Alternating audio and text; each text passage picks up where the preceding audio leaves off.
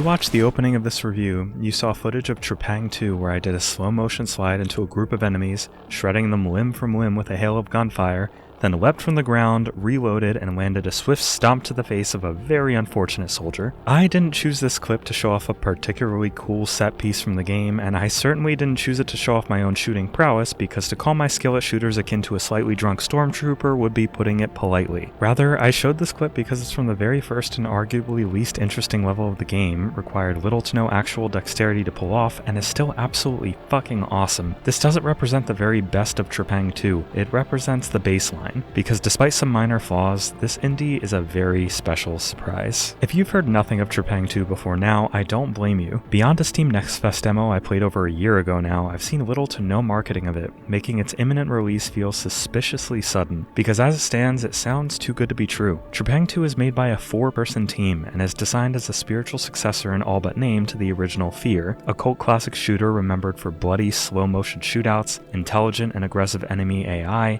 and horror elements that broke up the action with a palpable sense of dread. But given how dormant the franchise has been, the promise of a new take on it was delicious indeed. And though the biggest Fear fans may find this controversial, I must say, this is one of the best spiritual successors I've ever played. It takes everything I liked about the original Fear and nixes the things I didn't, mainly the drab, repetitive environments, my propensity for getting lost in them, and the overdone creepy little girl trope that here is ditched for a cosmic horror twist that would feel right at home in the SCP universe. I won't pretend it's perfect, but make no mistake about its limited marketing and seemingly modest budget.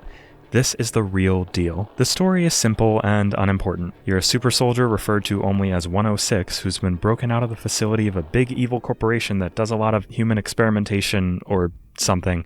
It's all about as cohesive as the soldier brains I painted each wall with, and is shakily pulled together as a passable excuse to go gallivanting around the world in a variety of insane locations. But not all is lost on the storytelling front. Individual levels are littered with well-written and interesting intel that gives context to the events. One particularly memorable level had me traversing an abandoned Soviet bunker full of notes referring to a mysterious crystal at its core, one that transports visitors to a backrooms-inspired labyrinth filled with endless hallways that constantly whisper to you. It was an incredibly effective setting that mixed the cold emptiness of liminal spaces with the existential dread of a greater unknown. Getting into some of the game's options, you're able to choose between 6 difficulties, from easy mode for the casual shooter fan, to rage mode if you really truly hate yourself. Video options allow a wide array of graphical toggles and display settings from FOV to motion blur to DLSS. Steam Deck performance is basically flawless, where some settings toggling could get you anywhere between high settings at 30 FPS or low settings at 50 to 60 FPS depending on what you're willing to compromise. Just make sure to turn the resolution scaler off unless you want the game to look like poorly crafted pixel art. Controls are fully rebindable, there's an entire UI menu allowing you to toggle crosshairs, objective markers, and several other indicators, and there's even a low violence mode replacing enemy gore and dismemberment with bursts of confetti if you're not so into the graphic violence. Overall, there are a great number of options to customize the experience the way you see fit. Presentation-wise, I've got to reiterate how deeply impressed I am that this was made by a team of 4. Trepang2 is a great looking game, and nowhere is this more apparent than in the slow motion sequences where bullet trails, enemy limbs, and environmental debris explode across the screen in a visceral ballet of violence. The locations have a decent variety to them too, and never get stale despite some occasional backtracking. Sound is a highlight too. Each gunshot sounds impactful, and the noise of environmental objects caught in the crossfire combined with some aggressively heavy metal tunes adds plenty of weight to the pandemonium. That said, Trepang2 is a game of both chaotic frenzies and slow creepy jaunts through places you don't want to be alone in, and in the latter case, while 106's footsteps are arguably too loud for the ambiance at play, the creepy whispers, ghastly growls, and occasional hisses of machinery lend the game exactly the vibe it needs to get under your skin. Most of you know what to expect from a shooter like this, but Trepang2 has a bit more going on under the hood than you might expect, and arguably more than necessary. 106's core powers are slow motion, which I use constantly,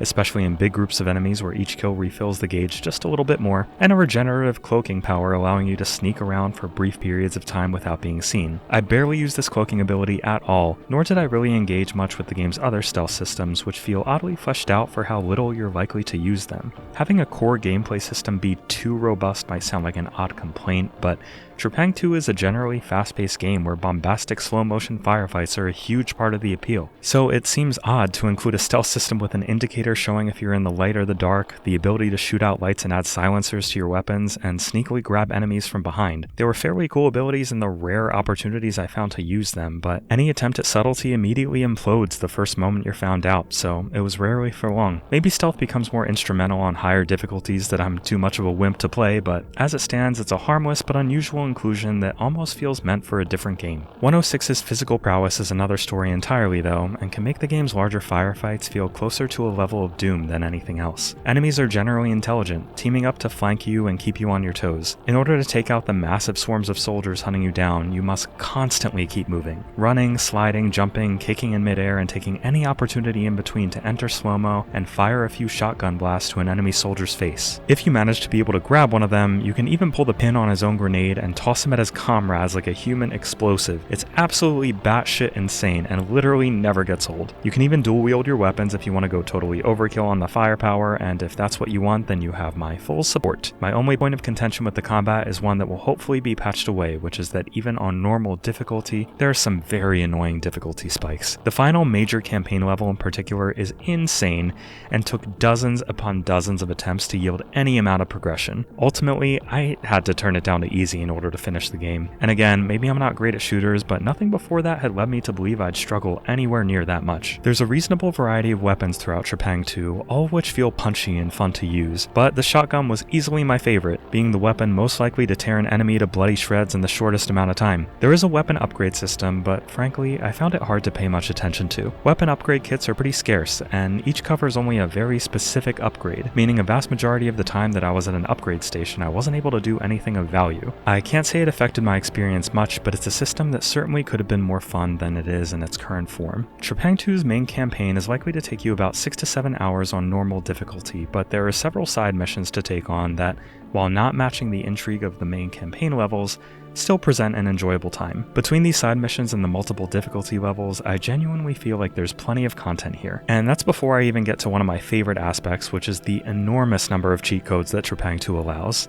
The game's pause menu contains dozens of cheats that can be activated, like unlimited stamina, unlimited slow motion, big head mode, and even one that lets your gun fire knives instead of bullets. Unfortunately though, while beating the campaign will open up a good chunk of them, many cheats have much stricter unlock requirements. I'm not going to sit here and whine about it, but having to beat one of the game's levels on the highest possible difficulty to unlock unlimited slow motion is a slight bummer. But if it's not already clear by now, as both a tribute to fear and a great experience in its own right, Trepang2 is a resounding success. It's not for everyone. Its totally linear nature may disappoint those looking for exploration, its occasional difficulty spikes can be a pain in the ass, and even the confetti mode barely tones down the extreme violence. In its current state, it feels mostly polished, but I did have a few bugs like occasional trouble grabbing enemies, and one sequence where I fell off the map into nothingness. Overall though, this is the sort of indie that should leave AAA publishers hanging their heads in shame when a game developed by 4 people feels like it was developed by dozens. And to Fear fans that have been waiting for a new entry that seems like it'll never arrive, trust me when I say you are in bloody good hands.